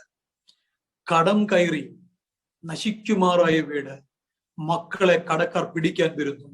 പക്ഷേ അപ്പൻ ഭക്തനായിരുന്നത് കൊണ്ടുള്ള ഒരു ഗുണം എന്തെന്ന് ചോദിച്ചാൽ, എണ്ണ വിറ്റ് കടം വീടുക മാത്രമല്ല, ശേഷിച്ചതുകൊണ്ട് ഉപജീവന മാർഗം നടത്തുകയോടെ. ഞാനൊരു ദൈവിക ദൂത് പറയാം, ദൈവാലോചന വചനത്തിലൂടെ പറയാം. നല്ല സാക്ഷ്യം വിടുതലുകളെ കൊണ്ടുവരുന്നതാണ്. നല്ല സാക്ഷ്യം അനുഗ്രഹങ്ങളെ കൊണ്ടുവരുന്നതാണ്. നല്ല സാക്ഷ്യം ഉയർച്ച കൊണ്ടുവരുന്നതാണ്. നല്ല സാക്ഷ്യം നന്മ കൊണ്ടുവരുന്നതാണ്. പ്രിയ മാതാപിതാക്കളെ, സഹോദരങ്ങളെ, ഞാനും നിങ്ങളും ജീവിതം കൊണ്ട് ഉളവാക്കുന്ന ആ നല്ല സാക്ഷ്യമുണ്ടല്ലോ, നമ്മുടെ തലമുറയ്ക്ക്, ഞാനും നിങ്ങളും ഈ ഭൂമിയിൽ നിന്നും മാറിപ്പോയാലും ഗുണമാണ്, അനുഗ്രഹമാണെന്ന് ഈ രാത്രി അറിയണം.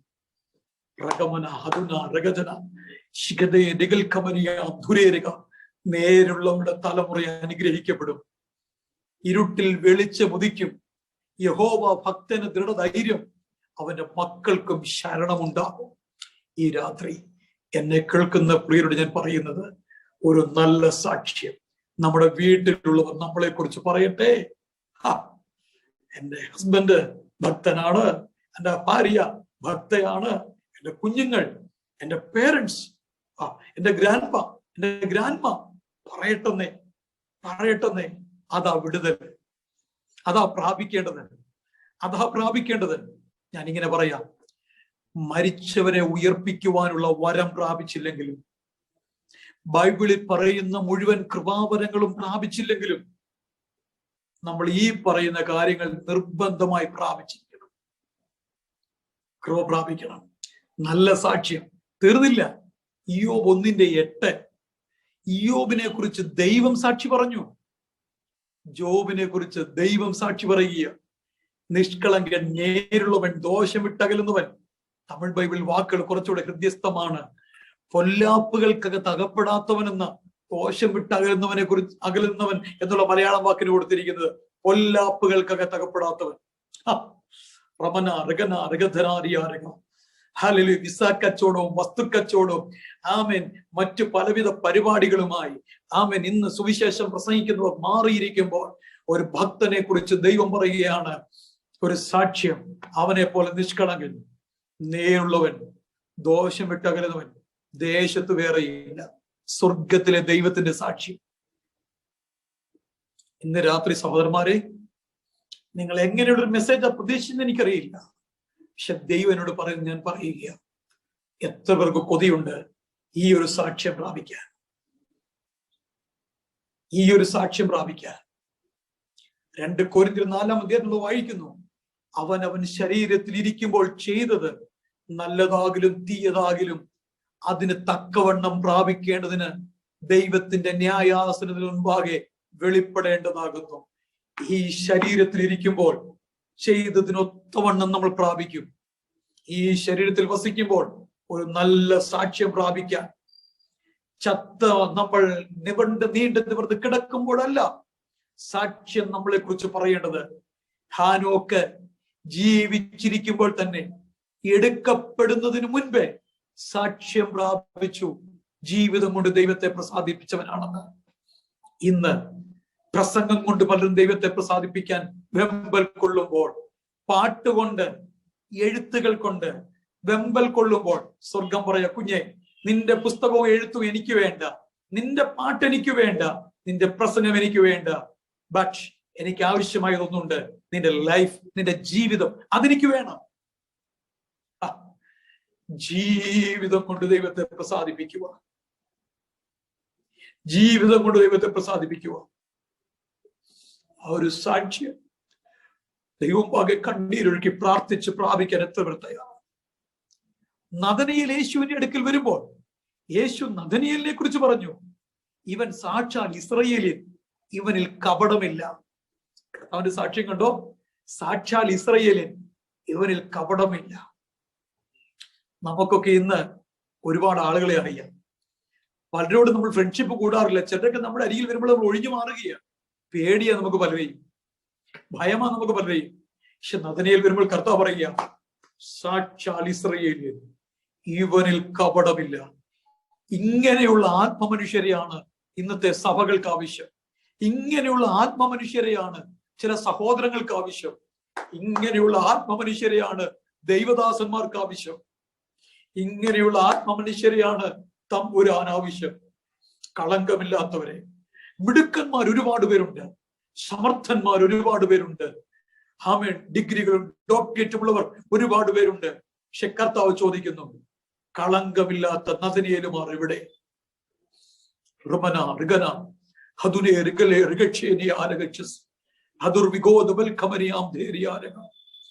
ഈ രാത്രി നമുക്ക് ദൈവത്തോട് പ്രാർത്ഥിക്കാൻ കഴിയുമോ? അപ്പ നദനയേലിനെ പോലെ കളങ്കമില്ലാത്തൊരു ക്രിസ്തീയ ഉടമസ്ഥനാകുക എന്നെ സഹായിക്കണമേ എന്ന് നമ്മൾ എത്ര പേർ ദൈവത്തോട് പ്രാർത്ഥിക്കും. യേശു കർത്താവ് സ്നാനപ്പെടുമ്പോൾ സ്വർഗം പറഞ്ഞു, ഇവൻ എന്റെ പ്രിയപുത്രൻ. സാക്ഷ്യം കണ്ടോ? ഇവൻ എന്റെ പ്രിയപുത്രൻ, ഇവൻ എന്റെ നേശകുമാരൻ, ഇവൻ എന്റെ പ്രിയപുത്രൻ. ഞാൻ ചില വാക്കുകൾ ഓടിച്ചുവിടാം. ശർഖേരയാവ് 3:2 മഹാപുരോഹിതനായ യോശുവയെ കുറിച്ച് ദൈവം പറഞ്ഞു, ഇവൻ മുഷിഞ്ഞ വസ്ത്രം ധരിച്ചു നിൽക്കുന്നു, നിന്റെ മുമ്പിൽ നിൽക്കാൻ ഇവൻ യോഗ്യനല്ല. പിശാച് വാദിക്കുമ്പോൾ സ്വർഗം പറഞ്ഞു, ഹേ പിശാച്, ഇവൻ തീയിൽ നിന്നും വലിച്ചെടുക്കപ്പെട്ട കൊള്ളിയാണ്. സ്വർഗത്തിന്റെ സാക്ഷിയാണ്. ഇവൻ തീയിൽ നിന്ന് വലിച്ചെടുക്കപ്പെട്ട കൊള്ളിയാണ്. പറയുക, അവന്റെ ആ മുഷിഞ്ഞ വസ്ത്രം മാറി അവനെ ഉത്സവ വസ്ത്രം ധരിപ്പിക്കൂ. ബ്രദർ, സഹോദര, സഹോദരി, നാം പാടുമ്പോൾ, പ്രാർത്ഥിക്കുമ്പോൾ, ആരാധിക്കുമ്പോൾ ഇന്നലകളിലെ നമ്മുടെ കുറവുകൾ ചൂണ്ടി നിനക്കെന്ത് യോഗ്യത എന്ന് ചോദിക്കുന്ന ഒരു സമൂഹം പിന്നിൽ നിൽക്കുമ്പോൾ ഇന്ന് രാത്രി സ്വർഗം പറയുകയാണ്, ഇന്നലകളിലെ നിന്റെ കുറവുകളെയും പോരായ്മകളെയും പരിഹരിച്ച് നിന്നെ നീതിയുടെ, വിശുദ്ധിയുടെ, ശുശ്രൂഷയുടെ, അഭിഷേകത്തിന്റെ ആത്മവസ്ത്രങ്ങളെ ധരിപ്പിച്ച് ദൈവം ഭാഗം നിർത്തുന്ന ഒരു സ്വർഗം ഈ രാത്രി ജീവിക്കുന്നു എന്ന് പറയുമ്പോൾ അതിന് ആമേൻ പറയാനോ വിശ്വസിക്കാനും കഴിയുന്ന എത്ര പേരുണ്ട്? നമ്മിൽ കുറവുകൾ വന്നിട്ടുണ്ട്, തെറ്റുകൾ വന്നിട്ടുണ്ട്, വീഴ്ചകൾ വന്നിട്ടുണ്ട്. കുറ്റബോധത്തിനകത്ത് നീറിപ്പുകഞ്ഞ് ജീവിക്കുവാനല്ല, ഈ രാത്രി പരിശുദ്ധാത്മാ പറയുന്നു, അപ്പന്റെ മുൻപാകെ നമ്മൾ ചെന്ന് നിൽക്കുവാൻ ഒരു മനസ്സുണ്ടോ?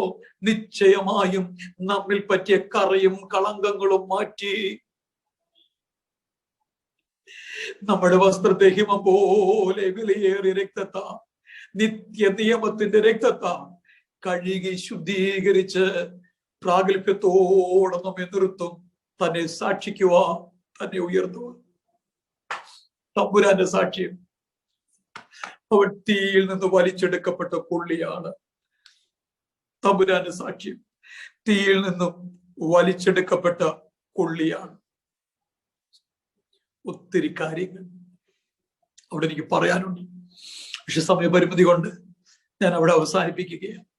Praise God. അടുത്ത ഭാഗത്തേക്ക് വേഗം നീങ്ങി നിർത്തട്ടെ. ഒന്ന്, കൃപ പ്രാപിക്കണം. രണ്ട്, നല്ല സാക്ഷ്യം പ്രാപിക്കണം.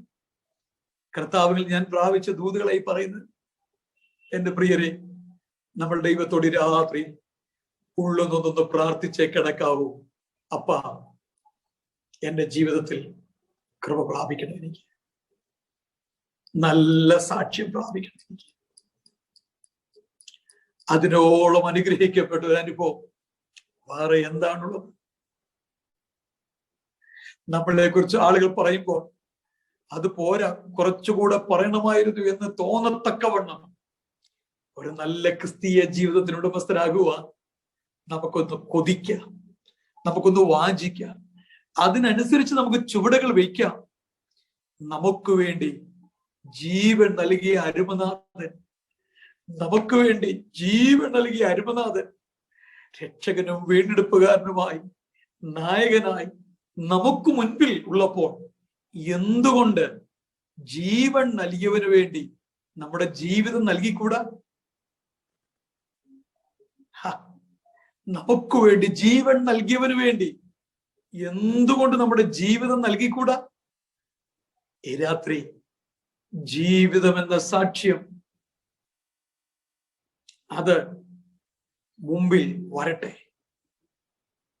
ഒരിക്കൽ കാനമച്ചൻ പറഞ്ഞു, സ്റ്റേജിൽ നിന്ന് പലരും പ്രസംഗിക്കുമ്പോൾ ഓഡിയൻസിന് കേൾക്കാൻ പറ്റുന്നില്ല. എന്തെന്ന് ചോദിച്ചാൽ, ജീവിതം എന്ന ആ സത്വം പുറകിൽ കിടന്ന് അട്ടഹസിക്കുകയാണ്. ജീവിതം പുറകിൽ കിടന്ന് അട്ടഹസിക്കുന്നത് കൊണ്ട് ഇവൻ പറയുന്നത് ആളുകൾക്ക് കേൾക്കാൻ കഴിയുന്നില്ല. എത്രയോ ശരിയാണ്. ഏതാനും വർഷം മുമ്പ് എന്റെ ഒരു സുഹൃത്തിനോട് പറഞ്ഞു, ശിവപാസ്റ്റർ, നമ്മളെന്തിനാ മറ്റുള്ളവരുടെ ജീവിതം നോക്കുന്നത്? ശുശ്രൂഷ നോക്കിയാ പോരെ. ഞാൻ അന്ന് ആ മനുഷ്യനുമായി ഫ്രണ്ട്ഷിപ്പ് കട്ട് ചെയ്തു. ശുശ്രൂഷ മാത്രമല്ല നോക്കേണ്ടത്. ശിവപാസ്റ്റർ, എന്റെ പ്രസംഗം മാത്രമല്ല നോക്കേണ്ടത്, എന്റെ ജീവിതവും നോക്കണം. സ്പിരിറ്റാണോ? അതിന് ഇമ്പാർട്ടേഷൻ ഉണ്ട്. എന്നിലൊരു സ്പിരിറ്റ് ഉണ്ട്, അത് പകരപ്പെടുന്നതാണ്. നമ്മളിൽ എല്ലാം ഒരു ആത്മാവുണ്ട്, അത് പകരപ്പെടുന്ന ആത്മാവാണ്. ആത്മാവ് നല്ല ആത്മാവാണെങ്കിലും അശുദ്ധ ആത്മാവാണെങ്കിലും അതിന് പകർച്ചയുണ്ട്. പൗലോസ് അപ്പോസ്തലൻ പറഞ്ഞു, എന്റെ മകനെ തീമോഥെയോസേ, എന്റെ കൈവെപ്പിനാൽ നിന്നിലുള്ള കൃപാവരം ജ്വലിപ്പിക്കണം. പൗലോസ് കൈവച്ചപ്പോൾ തീമോഥെയോസിലേക്ക് ഒരു കൃപാവരത്തിന്റെ ഇമ്പാർട്ടേഷൻ ഉണ്ടായി. യേശു വരുമ്പോൾ ഭൂതഗ്രസ്തൻ, ഭൂതങ്ങൾ ബാധിച്ചവൻ, അതിലിരിക്കുന്ന ഭൂതങ്ങൾ പറയുക, ഞങ്ങൾ പലർ ലഗ്യോൻ ആ പന്നികളിലേക്ക് പോകാൻ അനുവദിക്കണം. പന്നികളിലേക്ക് അതിന്റെ പകർച്ചയുണ്ടായി. ഏലിയാവിന്റെ ആത്മാവിന്റെ ഇരട്ടി ശക്തി എലീശയിലേക്ക്. ആത്മാവാണോ ഇമ്പാർട്ടേഷൻ? ഷുവർട്ടിയുള്ള കാര്യമാണ്, ഉറപ്പായ കാര്യമാണ്. കാണുന്ന എല്ലാവരുടെയും കൈക്കീഴെ കൊണ്ട് നമ്മുടെ തല കൊടുക്കരുത്. നമ്മുടെ സഭ നടത്തുന്ന കർത്താവിന്റെ ദാസൻ നമുക്ക് വേണ്ടി പ്രാർത്ഥിക്കട്ടെ. ആ ദൈവമനുഷ്യൻ നമ്മുടെ തലയിൽ കൈവച്ച് അനുഗ്രഹിക്കട്ടെ. കാണുന്ന എല്ലാവരുടെയും തലക്കീഴെ, കൈക്കീഴെ നമ്മുടെ തല കൊണ്ടുവച്ച് കൊടുക്കരുത്. അവരിലൊക്കെ വ്യാപരിക്കുന്ന സ്പിരിറ്റ് ഏതാണെന്ന് വിവേചിക്കാൻ കഴിഞ്ഞാൽ കൊടുക്കുന്നോട് തെറ്റില്ല. പക്ഷേ വേണ്ടാത്ത സ്പിരിറ്റുകൾ വ്യാപരിക്കുന്ന ആളുകൾ നമ്മുടെ തലയിൽ പ്രസംഗം കണ്ട്, വേഷം കണ്ട്, സൗന്ദര്യം കണ്ട് നമ്മൾ കൊണ്ട് കൊടുത്താൽ അവനിലെ ആ ദുഷ്ട സ്പിരിറ്റുകൾ നമ്മിലേക്ക് പകരപ്പെടുമെന്നുള്ളതിന് യാതൊരു സംശയവും വേണ്ട. ആത്മീക ഗാത്രത്തെ മുഴുവൻ മ്ലേച്ഛതകൾ മലീമസമാക്കിക്കൊണ്ടിരിക്കുന്ന ഈ കാലഘട്ടങ്ങളിൽ, വഷളത്വം പ്രബലപ്പെട്ടുകൊണ്ടിരിക്കുന്ന ഈ സമയങ്ങളിൽ, എന്റെ പ്രിയപ്പെട്ടവരെ, നമുക്ക് പ്രാപിക്കാം ഒരു നല്ല സാക്ഷ്യം. തേർഡ് വൺ, മൂന്നാമത്തെ കാര്യം, വാഗ്ദത്ത വിഷയം പ്രാപിക്കണം. വാഗ്ദത്തം പ്രാപിക്കണം. എബ്രായ ലേഖനം 6-ാം അധ്യായം 15-ാമത്തെ വാക്യം. എബ്രായർ 6:15. ഞാൻ വേഗം അവസാനിപ്പിക്കട്ടെ. അങ്ങനെ അവൻ ദീർഘക്ഷമയോടെ ഇരുന്ന് വാഗ്ദത്ത വിഷയം പ്രാപിച്ചു. Hebrews chapter 6:15. വാഗ്ദത്ത വിഷയം പ്രാപിച്ചു. മൂന്നാമത് നമ്മൾ പ്രാപിക്കേണ്ടത് വാഗ്ദത്തം. എബ്രായ ലേഖനം 7-ാം അധ്യായത്തിന്റെ 6-ാം വാക്യം. എന്നാൽ അവരുടെ വംശാവലിയിൽ ഉൾപ്പെടാത്തവൻ അബ്രഹാമിനോട് തന്നെ ദശാംശം വാങ്ങിയും വാഗ്ദത്തങ്ങൾ പ്രാപിച്ചവനെ അനുഗ്രഹിച്ചുമിരിക്കുന്നു. വാഗ്ദത്തങ്ങൾ പ്രാപിച്ചവൻ. 11-ാം അധ്യായം 33-ാമത്തെ വാക്യം നമ്മൾ വായിക്കുന്നു. എബ്രായർ 11:33, chapter 11 verse 33. അതിപ്രകാരമാണ്, വിശ്വാസത്താൽ അവർ രാജ്യങ്ങളെ അടക്കി നീതി നടത്തി വാഗ്ദത്തം പ്രാപിച്ചു. വാഗ്ദത്തം പ്രാപിച്ചു. എബ്രായ ലേഖനം Hebrews chapter 10 verse 36 ഇപ്രകാരം പറയുന്നു, ദൈവേഷ്ടം ചെയ്ത് വാഗ്ദത്തം പ്രാപിപ്പാൻ സഹിഷ്ണുത നിങ്ങൾക്ക് ആവശ്യം. മൂന്നാമത്തെ കാര്യം, വാഗ്ദത്തം പ്രാപിക്കുക. വാഗ്ദത്തം പ്രാപിക്കുക. എന്റെ ജീവിതത്തിൽ ഞാൻ ഒത്തിരി വാഗ്ദത്തങ്ങൾ പ്രാപിച്ചിട്ടുണ്ട്. അനുഭവ സാക്ഷ്യം പറയാനൊന്നും സമയമില്ല, അതിലേക്കൊന്നും പോകുന്നില്ല. പക്ഷെ തൊട്ടുവിട ദാരിദ്ര്യത്തിന്റെ കുപ്പത്തൊട്ടിയിൽ ആണ്ടുപോയൊരു ബാല്യകാലം എന്റെ പിന്നിലുണ്ട്. നല്ല കുടുംബത്തിലെ അപ്പനും അമ്മയും. പക്ഷെ ഇടയ്ക്ക് എപ്പോഴോ തകർച്ചയുടെ കരാളഹസ്തങ്ങൾ ഞങ്ങളുടെ കുടുംബത്തെ പിടിമുറുക്കി. സമ്പത്തുക്കളുടെ അപഹാരങ്ങൾ വന്നു ഭവിച്ചു. നഷ്ടങ്ങളുടെ ലോകത്തിൽ ജീവിക്കപ്പെടുമ്പോൾ ഞെരുക്കങ്ങൾ, ദാരിദ്ര്യങ്ങൾ, ഇല്ലായ്മകൾ വല്ലാണ്ട് തകർത്തു കളഞ്ഞു. അമ്മയോട് വന്നൊരു ഉടുപ്പ് ചോദിക്കുമ്പോൾ, സ്കൂൾ യൂണിഫോമിന്റെ ഉടുപ്പ് ചോദിക്കുമ്പോൾ അമ്മ പറയും, മോനെ വാഗ്ദത്തമുണ്ട്. അമ്മ ഒരു നല്ല നിക്റ് വേണം. അമ്മ പറയും, വാഗ്ദത്തമുണ്ട്. പഴയ ലൂണർ പാരഗൺ സ്ലിപ്പറുകൾ നടന്ന് നടന്ന് നടന്ന് ഉപ്പൂറ്റി വട്ടത്തിൽ കീറും. ഉപ്പൂറ്റി വട്ടത്തിൽ കീറും. ഇന്നത്തെ തലമുറയ്ക്ക് അതൊന്നും അറിയില്ല. ഉപ്പൂറ്റി വട്ടത്തിൽ കീറും. അത് കീറിയാലും ഇട്ടുകൊണ്ട് നടക്കും. അമ്മയോട്, അമ്മ ചെരുപ്പ് കീറി, എനിക്കൊരു ചപ്പൽ വേണ്ടിക്കണം, ഒരു ചെരുപ്പ് വാങ്ങണം. അമ്മ പറയും, മോനെ വാഗ്ദത്തമുണ്ട്. വിശന്ന് പൊളിഞ്ഞു വന്ന് അമ്മ വിശക്കുന്നു, ആഹാരം. എന്റെ കുഞ്ഞുപെങ്ങളെ എന്നെ ഇടവും വലവും ചേർത്ത് നിർത്തി അമ്മ പറയും, മോനെ വാഗ്ദത്തമുണ്ട്, മോനെ വാഗ്ദത്തമുണ്ട്. ആഹാരം ചോദിച്ചാൽ വാഗ്ദത്തം, വസ്ത്രം ചോദിച്ചാൽ വാഗ്ദത്തം, എന്ത് ചോദിച്ചാലും അമ്മയ്ക്ക് പറയാൻ ഒന്നേ ഉള്ളൂ, വാഗ്ദത്തമുണ്ട് മോനെ, വാഗ്ദത്തം. ഞങ്ങൾ കെട്ടും പൊട്ടും തിരിയാത്ത പ്രായത്തിൽ ഞങ്ങളുടെ ചർച്ചിൽ വന്നൊരു ബഹുമാന്യ ദൈവഭൃത്യൻ, ഇന്ന് നിത്യതയിൽ വിശ്രമിക്കുന്ന ഒരു ദൈവമനുഷ്യൻ ഞങ്ങളോട് പറഞ്ഞ പ്രവചനം അമ്മ മുറുകെ പിടിച്ചു. ഇന്ന് 67 വയസ്സുള്ളവളായി. ഞങ്ങളിൽ സംഭവിക്കപ്പെടുന്ന പ്രവചന നിവൃത്തികളൊക്കെ കണ്ടുകൊണ്ട് ഞങ്ങളുടെ അമ്മ ഞങ്ങളോടൊപ്പം ഉണ്ട്. ആമേൻ, ആമേൻ. ഞങ്ങളോട് ദൈവാലോചന പരിശുദ്ധാത്മാവിൽ സംസാരിച്ച ദൈവഭൃത്യൻ കർത്താവിന്റെ സന്നിധിയിലേക്ക് ചേർക്കപ്പെട്ടു. പക്ഷെ അദ്ദേഹം ആത്മനിറവിൽ പറഞ്ഞ പ്രവചന വാക്കുകൾ 36-37 വർഷങ്ങൾ കഴിഞ്ഞിട്ടും ഇന്നും മരിക്കാതെ നിവർത്തിക്കപ്പെട്ടുകൊണ്ടിരിക്കുകയാണ്. എന്നെ കേൾക്കുന്ന സഹോദരങ്ങളെ, ദൈവം നിങ്ങൾക്കൊരു വാഗ്ദത്തം നൽകിയിട്ടുണ്ടോ? നമ്മുടെ ഫ്യൂച്ചറിനെ കുറിച്ച്, നമ്മുടെ തലമുറയെ കുറിച്ച്, നമ്മുടെ മിനിസ്ട്രിയെ കുറിച്ച്, നമ്മുടെ ഫാമിലിയെ കുറിച്ച്, നമ്മുടെ ചേർച്ചിനെ കുറിച്ച് ദൈവം ഒരു വാഗ്ദത്തം നൽകിയിട്ടുണ്ടോ?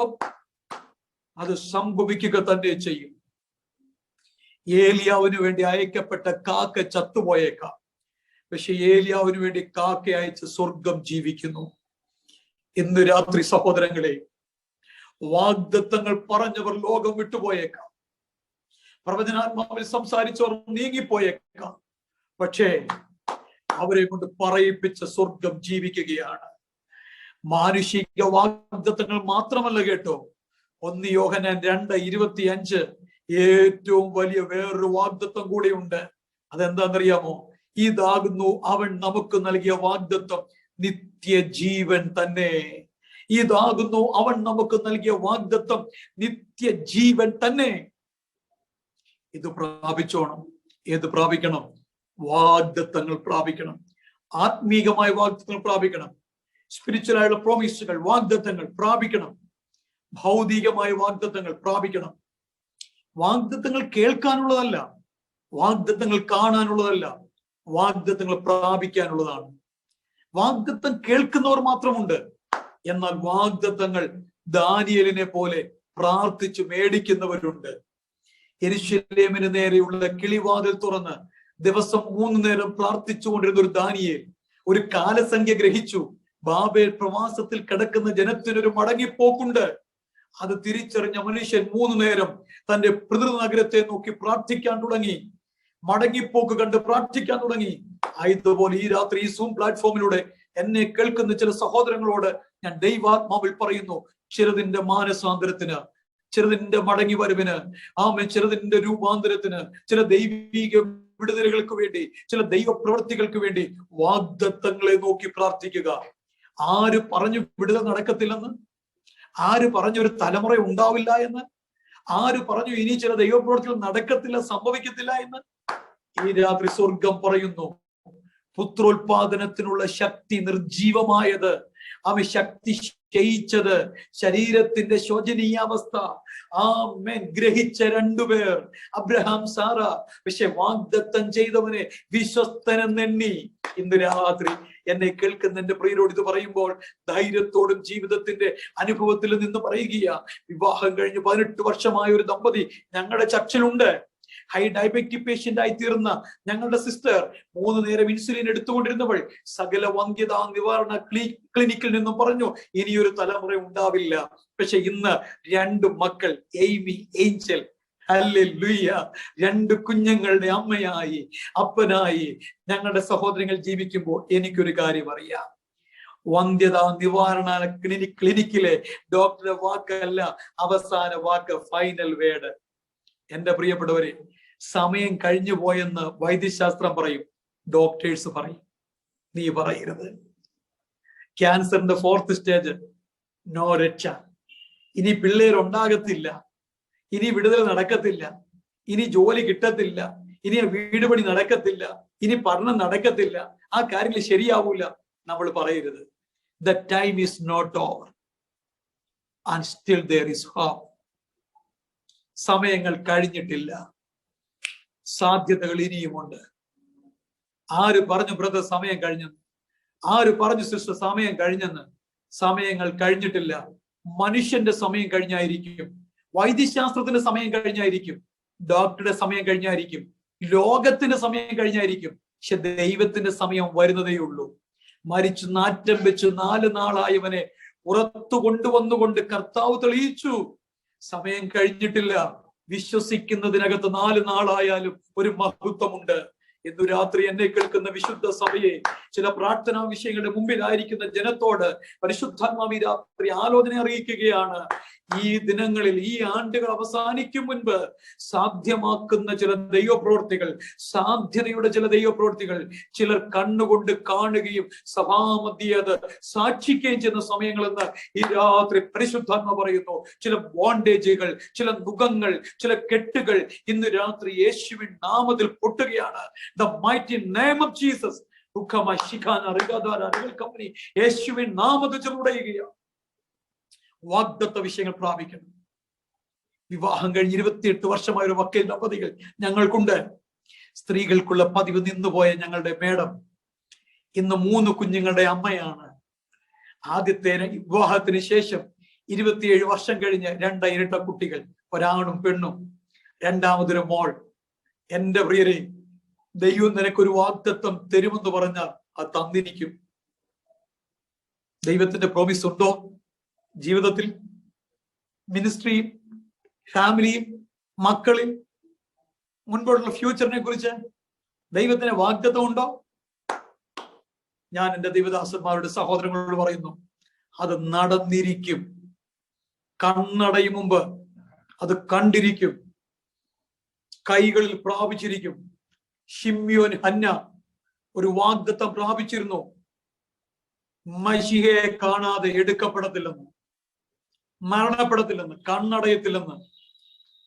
ശിമ്യോൻ പറയും, ഇപ്പോൾ നാഥ തിരുവചനം പോലെ സമാധാനത്തോടടിനെ നീ അയക്കുക. കണ്ടോ പ്രിയപ്പെട്ടവരെ, വയസ്സേറെ, പ്രായമേറെ, ജടാനരകൾ ബാധിക്കപ്പെട്ടു. പക്ഷേ ലഭിച്ച വാഗ്ദത്തത്തെ നോക്കി എന്നും ആലയത്തിലേക്ക് വരിക. പക്ഷേ ഒരു ദിവസം അത് കണ്ടു, ഒരു ദിവസം അത് കണ്ടു. എന്നു രാത്രി എന്നെ കേൾക്കുന്നവരെ, എന്റെ വാക്കുകൾക്ക് ഞാൻ ഒരു കാര്യം പറഞ്ഞ് വിരാമം ഇടുകയാണ്. വാഗ്ദത്തങ്ങൾ പ്രാപിച്ചു കൊള്ളണം. ഇനി ഒത്തിരി കാര്യങ്ങളോട് പറയാനുണ്ട്. വിശുദ്ധി പ്രാപിക്കണം, ശക്തി പ്രാപിക്കണം, ഇളകാത്ത രാജ്യം പ്രാപിക്കണം, ഇങ്ങനെ കുറേയേറെ കാര്യം. എബ്രായ ലേഖനം നന്നായി പഠിച്ചോണം. എബ്രായ ലേഖനം 1 മുതൽ 13 അധ്യായങ്ങൾ നന്നായി വായിച്ചോണം. അതിനകത്ത് ഒരു പുതിയ നിയമവിശ്വാസി പ്രാപിക്കേണ്ട കാര്യങ്ങൾ ഓരോന്നോരോന്ന് ഇങ്ങനെ കിടപ്പുണ്ട്. അന്ന് പ്രാർത്ഥനാ മുറിക്കകത്ത് 2 തവണ ആമേ സ്തോത്രം ഈ 13 അധ്യായങ്ങൾ വായിച്ചു തീർക്കാൻ കർത്താവ് എനിക്ക് അവസരം തന്നു. അതിലെ ഓരോ കാര്യങ്ങളും ഇങ്ങനെ എഴുതിയെടുത്തു വെച്ചു. അവസാനം ഒരു കാര്യം പറഞ്ഞ് ഞാൻ പ്രാർത്ഥിക്കുന്നു. 1 കോരിന്ത്യർ 11:23, 1 കോരിന്ത്യർ 11:23. നാലാമത് നമ്മൾ പ്രാപിക്കേണ്ടത് എന്താണ്? കർത്താവിൽ നിന്ന് പ്രാപിക്കണം. നാലാമത് നമ്മൾ കർത്താവിൽ നിന്ന് പ്രാപിക്കണം. 1 കൃപ പ്രാപിക്കണം, 2 സാക്ഷ്യം പ്രാപിക്കണം, 3 വാഗ്ദത്തം പ്രാപിക്കണം. പൗലോസ് പറയുന്ന ഒത്തിരി കാര്യങ്ങൾക്ക് വേറെ ഉണ്ട്. വിരുദ് പ്രാപിക്കണം, ഇല്ലേ? വിരുദ് പ്രാപിക്കണം, ഒത്തിരി കാര്യം പ്രാപിക്കേണ്ടതുണ്ട്.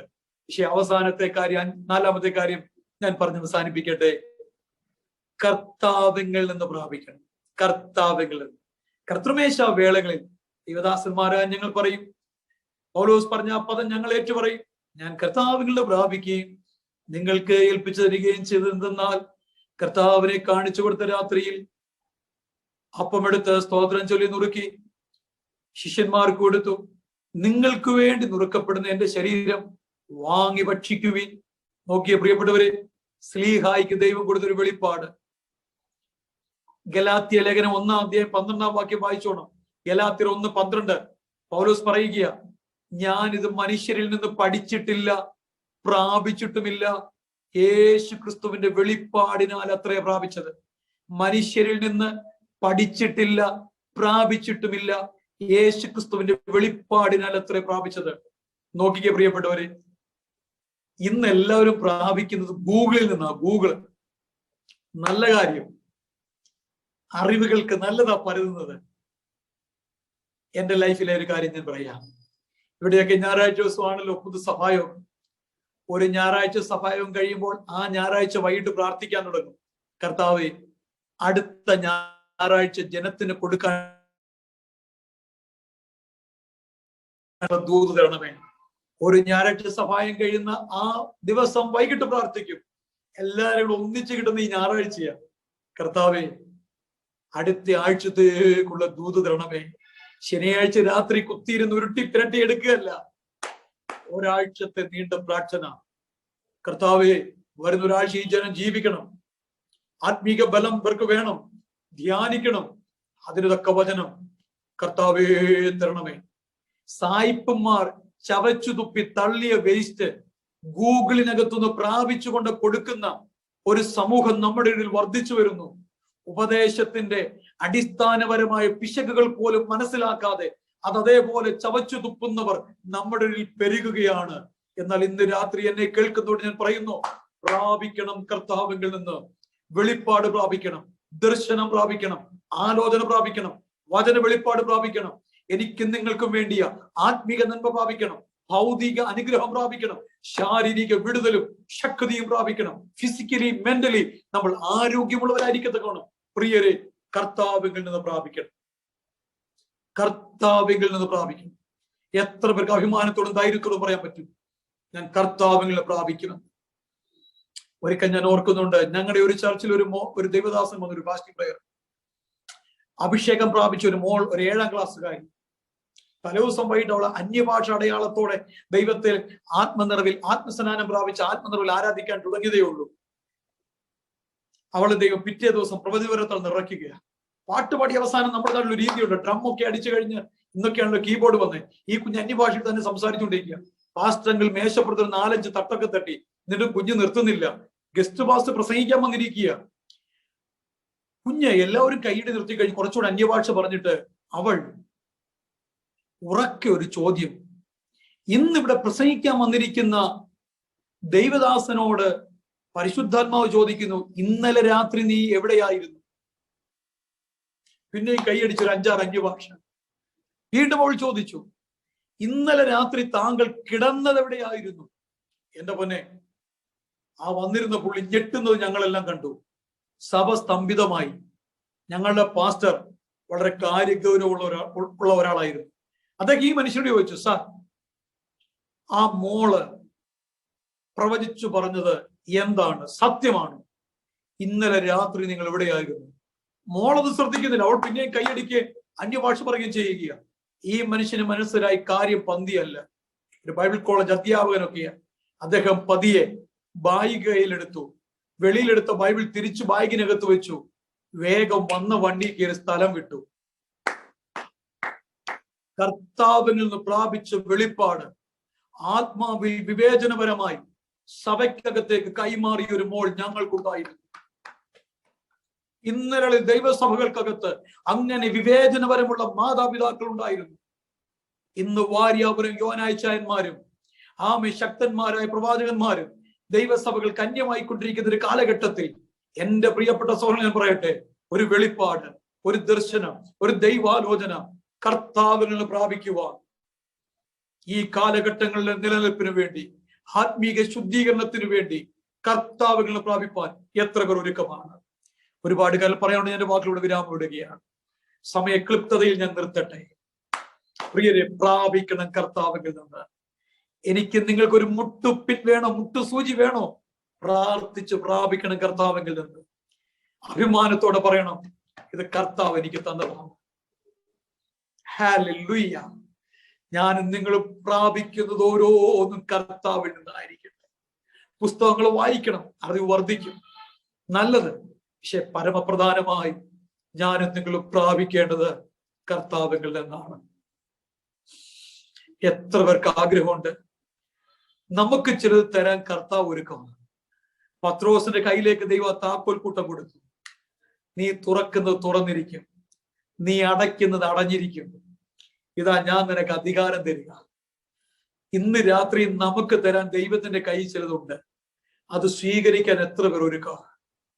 എത്ര പേർ താല്പര്യമുണ്ട്? എത്ര കുടുംബങ്ങൾക്ക് താല്പര്യമുണ്ട് കർത്താവ് തരുന്ന ചിലത് പ്രാപിക്കാൻ?